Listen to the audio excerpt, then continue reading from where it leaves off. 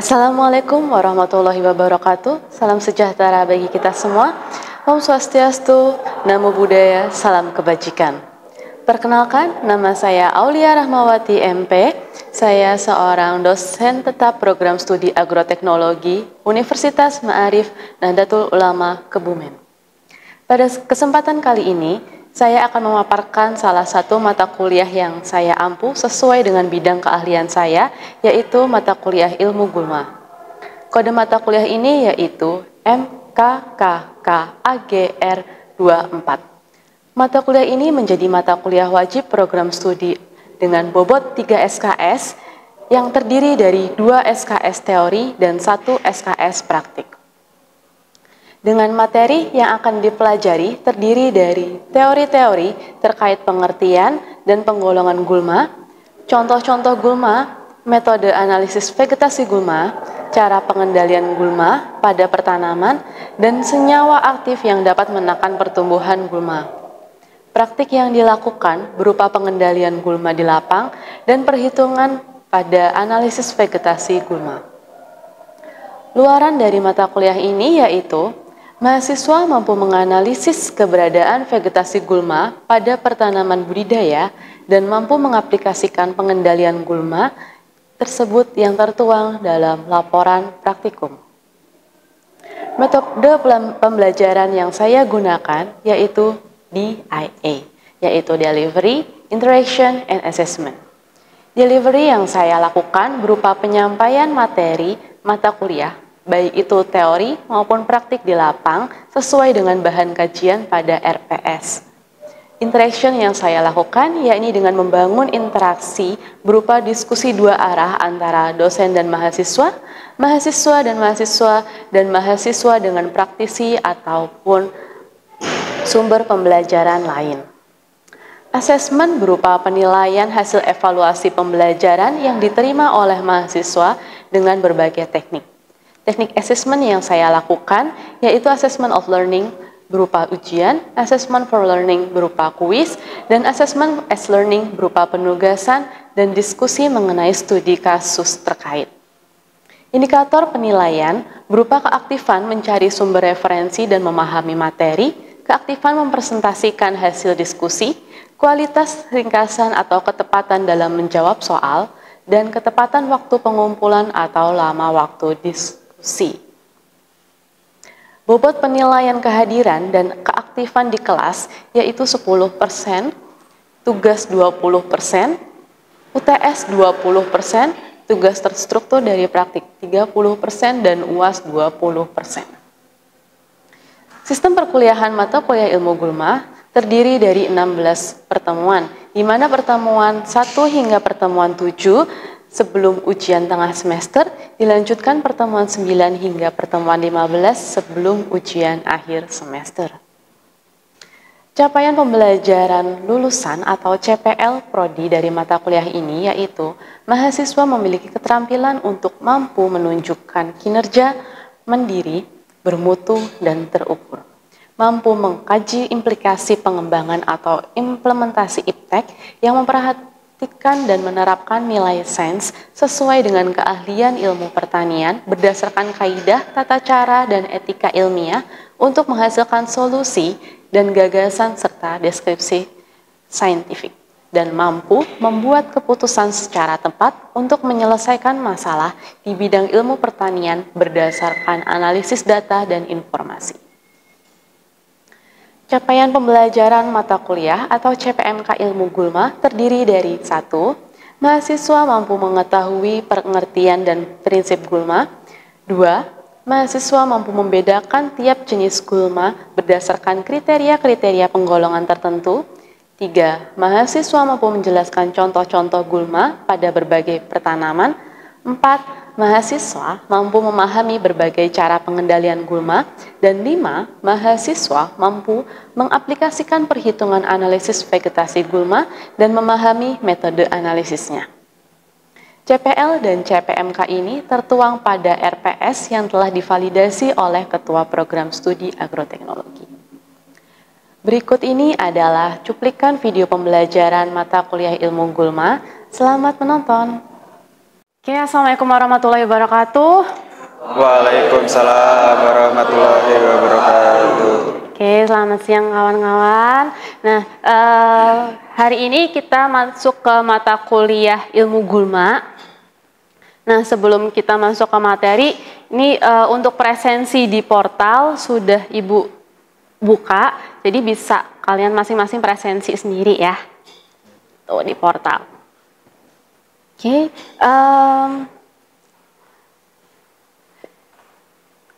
RPS-nya dulu. Karena kan RPS itu menjadi acuan kita mau belajar mengenai apa selama 1 semester ini. Nah, sekarang itu kan kita di pertemuan ke-6 ya. Nah, di pertemuan ke-6 itu dengan sub CPMK, mahasiswa mampu mengaplikasikan perhitungan analisis vegetasi gulma dan memahami metode analisisnya. Jadi materi kita hari ini itu mengenai metode analisis vegetasi gulma. Harapannya nanti teman-teman di sini bisa tahu metode analisis vegetasi gulma itu kayak gimana, terus besok pengaplikasian di lapang itu kayak gimana, karena nanti kaitannya dengan ketika kita praktikum di lapang, karena kan nanti kita praktikumnya itu hitung-hitungan analisis vegetasi kayak gitu. Nah, jadi hari ini kita belajar metodenya dulu apa aja kayak gitu. Oke. Hari ini materi mengenai metode analisis vegetasi gulma. Gulma itu kan merupakan tanaman yang sebenarnya itu tidak tumbuh pada tempatnya begitu ya. Dia keberadaannya juga nggak diharapkan oleh petani karena dia tumbuhan gulma ini bisa menurunkan produktivitas dan juga kualitas tanaman budidaya. Jadi bukan tanaman ya, kalau gulma itu kan tumbuhan karena dia memang tumbuh dengan sendirinya, sedangkan kalau tanaman itu kan memang yang sengaja ditanam. Nah, kaitannya dengan materi kita di minggu lalu mengenai kerugian akibat adanya gulma kayak gitu ya. Kira-kira ada yang masih ingat kerugian selain yang tertulis di PPT ini itu apa aja? Coba Nabil. Ya. Kerugian akibat gulma itu adanya persaingan dengan tanaman. Oke, terus selain itu?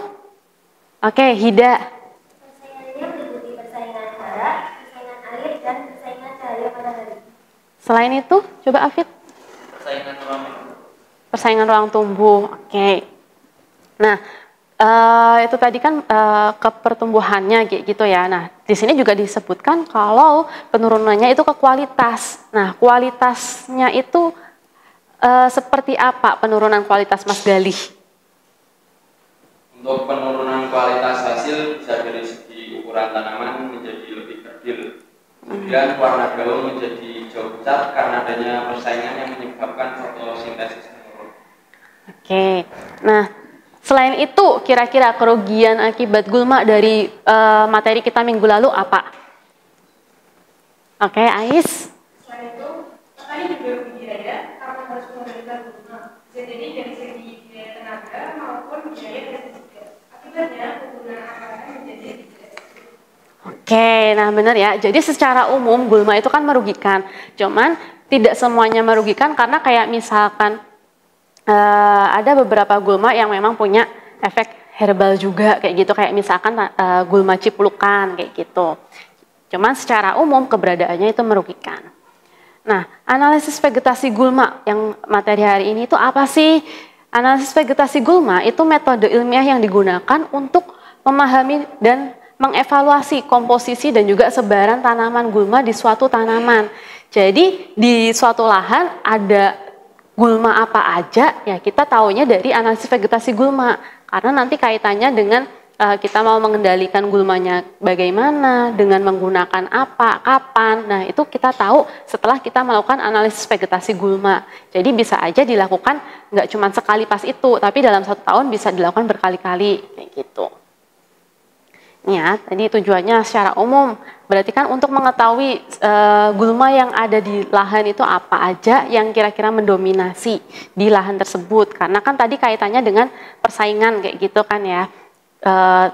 Dengan persaingan yang ke tanaman budidayanya. Jadi kita harus tahu yang mengganggu tanaman budidaya itu apa aja. Terus melihat tingkat suksesi sama evaluasi hasil pengendalian.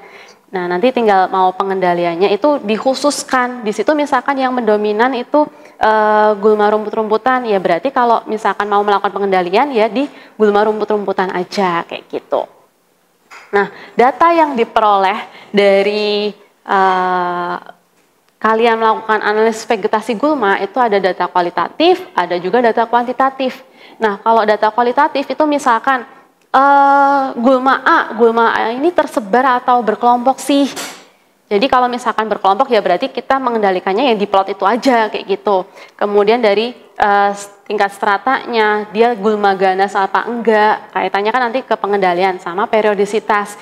Dia munculnya berapa lama sih kayak gitu. Apakah dalam rentang 1 tahun gulma A ini muncul terus kayak gitu. Kemudian ke kuantitas. Kalau ke kuantitas ya berarti berkaitan dengan nominal, jadi kayak dari jumlahnya, ukurannya, beratnya, ataupun luas lahan yang terkena gulma itu. Nah, untuk pengamatan pendahuluan, jadi sebelum kita melakukan analisis, kita melakukan pengamatan pendahuluan dulu secara menyeluruh. Jadi kita uji coba, kita datang ke lahan, habis itu kita amatin sepintas gulmanya apa, ataupun secara penyebaran komunitasnya. Nah, kalau secara penyebaran komunitas berarti kita melihat jenis yang dominan, habis itu hubungan antara vegetasi gulma dengan lingkungan bagaimana, atau misalkan bijinya kecil-kecil, terus nanti ternyata mudah tumbuh di situ karena meskipun dilakukan pengendalian kan bijinya sudah tertanam di tanah kayak gitu, jadi bisa muncul lagi. Kemudian kita juga melakukan pengamatan dari segi plot atau petak sampelnya. Kalau misalkan homogen dalam artian satu luasan lahan ini tanamannya ya cuman itu aja kayak gitu loh, cuman 1 jenis 2 jenis, ya berarti untuk kita membuat petak sampelnya cukup 1. Tapi kalau jenis tanamannya itu beragam, ya berarti kita sampel supaya semua lahan itu terwakili. Misalkan di sini ada 2 lahan, ini yang homogen, ini yang heterogen. Nah, kalau yang homogen misalkan tanamannya sama semua ya. Nah, berarti ketika kita mengambil pemilihan plot sampel, ya udah kita bisa lakukan di sini, kita bisa lakukan di sini atau dimanapun bebas. Nah, tapi kalau yang heterogen, misalkan campur-campur ya. Ini deh. Misalkan di sini ada 3 jenis, jadi ada yang bentuknya V, lingkaran sama tanda silang, ini menandakan kalau gulmanya heterogen. Nah, ketika gulmanya heterogen, berarti nanti ketika kita melakukan pengamatan analisis vegetasi gulma, ya kita sampling yang bisa mewakili semuanya. Misalkan di sini terdiri dari silang sama V, misalkan. Habis itu di sini ada 3 jenis. Terus di mana lagi? Jadi jangan sampai ada gulma yang tidak teranalisis kayak gitu. Jadi itu dalam penentuan plot sampelnya. Nah, kemudian dalam penentuan petak contoh bisa dilakukan secara subjektif. Jadi kuadrat atau kita punya bambu dibikin kotak kayak gitu sebagai bentuk kuadrat, itu dilempar tok kayak gitu. Kayak yang di bagian heterogen cukup dilempar. Cuman ya itu harus mewakili semuanya. Atau misal yang kedua dengan sampling acak tidak langsung, misalkan dengan undian. Yang ketiga sampling beraturan atau sistem kisi, misalkan blok 1, blok 2, blok 3 kayak gitu. Tapi masing-masing blok beda-beda kayak gitu. Atau sampling bertingkat. Nah, kalau sampling bertingkat ini berarti masing-masing ada harus bisa mewakili. Misalkan yang satu jenisnya apa, kan kalau lahan kan beda-beda ya, ada yang tanamannya itu cuma nanam monokultur, ada yang tumpang sari kayak gitu. Itu akan menentukan juga gulmanya bagaimana. Nah, kemudian metode analisis vegetasi gulma, ada yang udah baca apa aja? Fata? Ya. Menurut buku ilmu gulma halaman 59, metode analisis vegetasi gulma itu ada 4. Yang pertama itu ada metode kuadrat, metode garis, metode titik, dan yang terakhir itu metode estimasi visual. Oke, berarti ini ya ada 4, benar jawabannya ada kuadrat, garis, titik, sama estimasi visual. Nah, kalau estimasi visual ya berarti karena luasnya lahannya terlalu luas, kemudian juga secara umum secara sepintas gulmanya sama, jadi ya udah kita hanya pengamatan visual aja. Nah, tapi kalau yang kuadrat, garis sama titik, kita melihat dari segi vegetasinya. Misal, kalau yang kuadrat itu dari herba rendah sampai tinggi, jadi kelompok tumbuhannya membentuk lingkaran atau persegi, jadi di metode kuadrat itu jenis vegetasi gulmanya itu beragam kayak gitu. Nah, kalau yang metode garis itu kalau gulmanya rapat dan juga dia pendek-pendek gulmanya dan juga berkelompok tapi kelompoknya itu jelas ada batasannya. Misalkan kayak di perkebunan sawit berarti kan dia ada yang tumbuh gulma banyak tapi ada lahan juga yang nggak tumbuh gulma sama sekali misalkan. Nah, kemudian yang ketiga metode titik. Nah, kalau metode titik itu hampir sama kayak yang garis. Untuk yang gulma yang vegetasinya rendah atau yang pendek-pendek, cuman bedanya dia kerapatannya itu nggak jelas, batasnya itu sampai seberapa, kayak gitu. Nah, oke, untuk materi yang hari ini, itu kan tadi sesuai buku ajar, buku yang ilmu gulma itu, yang buku ini ya, nanti di rumah dipelajari lagi kayak gitu ya. Untuk yang hari ini, itu yang di bab 6 halaman 57. Nah, kemudian karena ini kaitannya besok untuk praktikum, nanti bisa sambil dilihat diktatnya di sini. Jadi di sini di diktat praktikum itu nanti dijelasin juga masing-masing metode itu cara pengerjaannya kayak gimana, cara kerjanya. Di sini ada metode kuadrat, kemudian ada metode garis, sama metode titik. Nah, nanti kita pelajarin lebih lanjut setelah kita melakukan materi yang perhitungan analisis kayak gitu. Oke, nah itu tadi kan yang buku ajarnya, diktatnya juga udah Ibu tunjukin. Nah, habis itu ada jurnal juga. Jadi ini jurnalnya yang angkatan sebelumnya. Jadi hasil dari mata kuliah ilmu gulma kayak gitu. Itu ada mengeluarkan publish jurnal. Nah, yang pertama di sini judulnya ada penggunaan metode garis dan titik dalam analisis vegetasi gulma di lahan jambu kristal Mirit, Kabupaten Kebumen. Nah, berarti dari judul ini kakak tingkat kalian itu melakukan analisis vegetasi gulmanya dengan dua metode, ada metode garis sama metode titik. Nah, ini nanti bisa kalian baca. Kemudian yang jurnal satunya itu judulnya analisis vegetasi gulma pada pertanaman jambu kristal Desa Wargonayan, Kecamatan Mirit, Kabupaten Kebumen. Nah, berarti ini juga menggunakan metode lain. Nah, mungkin bisa kalian refresh atau kalian baca dulu secara sepintas jurnalnya apa, isinya bagaimana, atau mungkin ada yang mau bertanya mengenai materi kita hari ini. Ya, gimana Ais? Oh, yang ini. Dari PPT tadi, bagian pengalaman mereka, apakah hal ini karena kondisi di dalam kejadian yang berbeda atau buruk? Oh, oke. Berarti yang di jurnal ini ya Mbak ya? Nah, kalau yang di jurnal ini kan teknik pengambilan sampel berupa random purposive sampling. Nah, berarti kan pengambilan sampelnya itu secara acak kayak gitu ya. Nah, terus tadi dikaitkan dengan PPT yang bagian apa Mbak? Bagian random. Yang ini ya, plot sampelnya. Nah, kalau yang di plot sampelnya, kan kalau di plot sampel itu kan ada homogen sama heterogen. Nah, sedangkan di jurnal tadi itu kan diambilnya secara random purposive sampling atau secara acak. Nah, berarti di lahan tersebut itu vegetasi gulmanya itu beragam.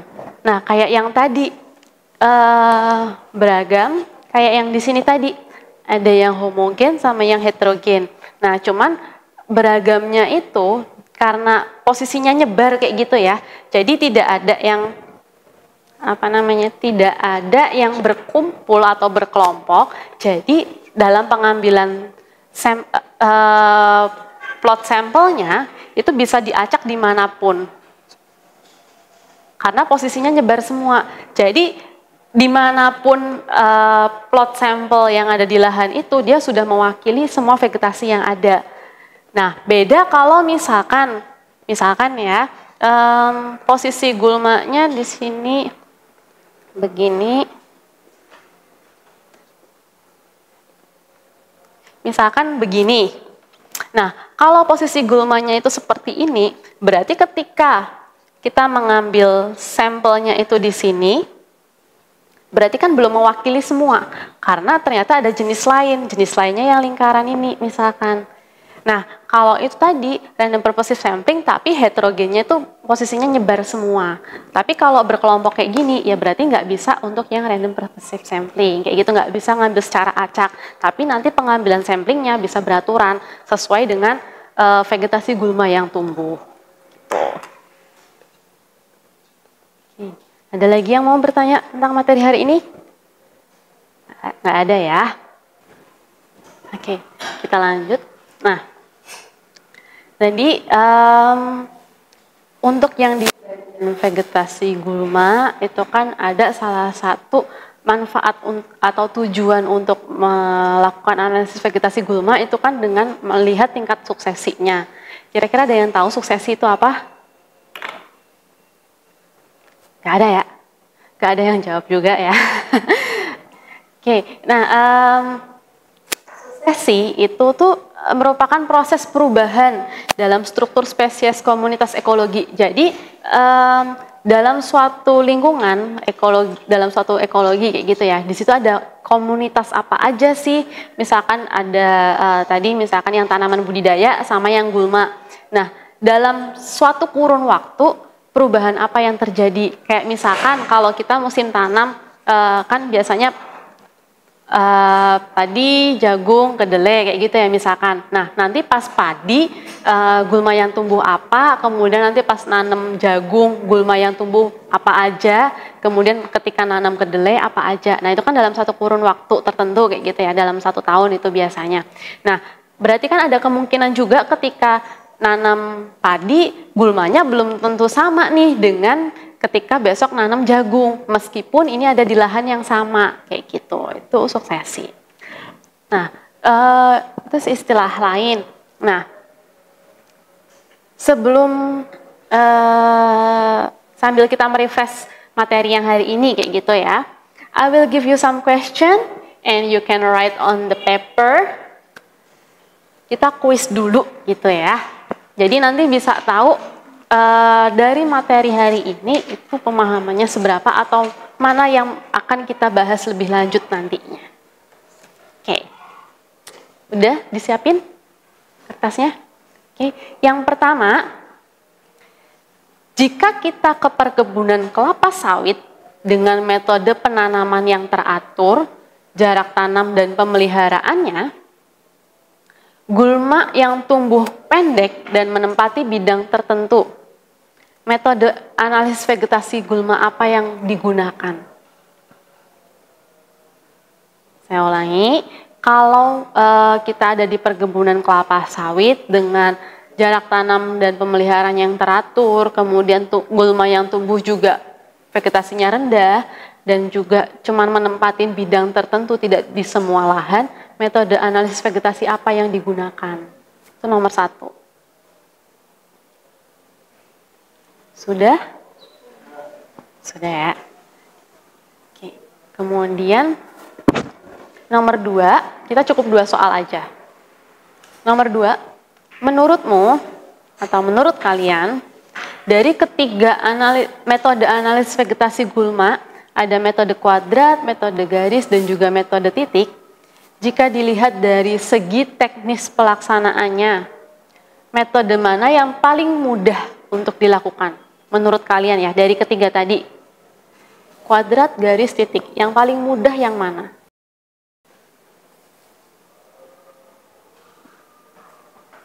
Udah, kalau udah bisa dikumpulkan kertasnya. Buku nggak apa-apa, dikumpulin ke depan tuh. Boleh.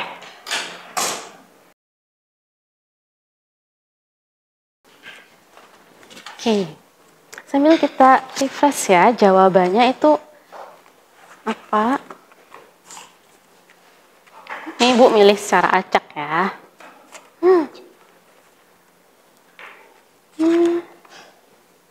Punya siapa nih? Punya Nori ya? Coba dibaca jawabannya. Tadi kamu jawab nomor 1 jawabannya apa, nomor 2 apa? Ya. Jawaban dari pertanyaan nomor 1 yaitu metode garis. Metode garis, berarti tadi yang di perkebunan kelapa sawit. Oke, tadi kalau misalkan kita kaitin lagi yang penjelasan pemilihan metode, berarti Mas Nori ini memilih metode garis karena tadi kan ada clue dari soal itu kan dia vegetasinya rendah, habis itu juga menempatin bidang tertentu. Bedanya sama kan hampir sama tuh sama yang garis kalau memang vegetasinya yang rendah. Cuman bedanya tadi kan kalau yang garis ya dia batasannya nggak jelas kayak gitu. Oke. Benar, ada yang jawabannya lain? Nggak ada ya? Oke, berarti semua jawabannya sama yang metode garis. Terus yang kedua apa? Yang kedua yaitu metode titik. Kenapa, Mas? Ya, karena sudah dilakukan sendiri dan hanya menganalisis vegetasi gulma yang terkenal di alat analisis serta dapat dilakukan dimanapun pada lahan. Oke, itu yang metode titik ya, kaitannya dengan cara menganalisisnya kayak gitu kan. Kemudian juga ibarat kata gini, kalau metode kuadrat tadi berarti kan kita menggunakan alat dan ya sebingkai bambu lah ya. Kalau kuadrat kan jelas dia pasti bentuknya kotak. Karena kan kalau kuadrat kan ukurannya sama ya, panjang sama lebarnya. Kalau garis berarti kita cukup menggunakan garis tok. Tapi kalau titik kan ya cuman titik aja kayak gitu. Ini kuadrat, garis, titik. Nah kalau yang kuadrat misalkan menggunakan ring bambu ya. Tapi kita buat memang kotak berapa kali berapa kayak gitu. Kemudian kalau yang garis berarti kan panjang. Misalkan menggunakan benang atau menggunakan tali kayak gitu ya. Bisa 10-15 meter. Kalau titik ya udah kita menggunakan misalkan jarum. Kayak misalkan ujung spidol ini terus dijatuhin kayak gitu. Itu memang metode yang paling simple. Nah, tadi kalau yang dari ketiga metode kan baru dari cara pemilihannya. Kita belum ke alat yang digunakan. Cuman kalau misalkan dilihat dari segi alatnya dan juga dari kepraktisannya, memang yang metode titik itu yang paling gampang. Ada yang punya jawaban lain? Enggak ya, tapi mungkin alasannya yang berbeda-beda gitu ya. Oke.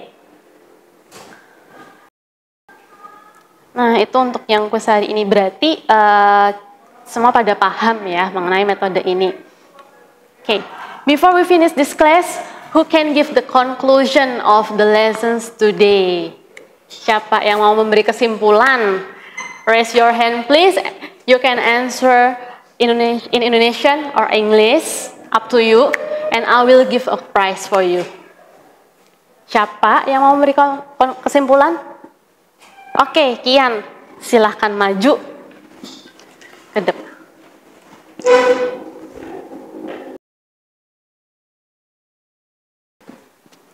Jadi kesimpulannya apa Mas Kian? Jadi kesimpulannya adalah analisis vegetasi gulma dapat membantu mengetahui macam gulma yang ada sehingga hasil dari analisis dapat dijadikan sebagai acuan dalam melakukan budidaya baik saat melakukan pengolahan tanah, penanaman maupun saat dalam melakukan pemeliharaan tanaman. Baik, itu. Oke, beri tepuk tangan dulu dong, aplaus dulu buat Mas Kian untuk kesimpulan kita dari materi hari ini. Berarti secara umum dari hasil kuis maupun dari kesimpulan Mas Kian pada paham kayak gitu ya, semua paham mengenai materi hari ini. Dan sesuai janji saya tadi, and I will give a prize buat siapapun yang memberi kesimpulan kayak gitu ya. Oke Mas Kian. Ini serius bisa dibawa pulang. Oke. Mungkin gitu dulu untuk pertemuan kita hari ini. Kita ketemu lagi di minggu depan dengan materi yang berbeda. Terima kasih, mohon maaf apabila dalam penyampaian materi hari ini dari Ibu ada kekurangan maupun kesalahan. Hati-hati di perjalanan pulang. See you next week. Wassalamualaikum warahmatullahi wabarakatuh. Waalaikumsalam.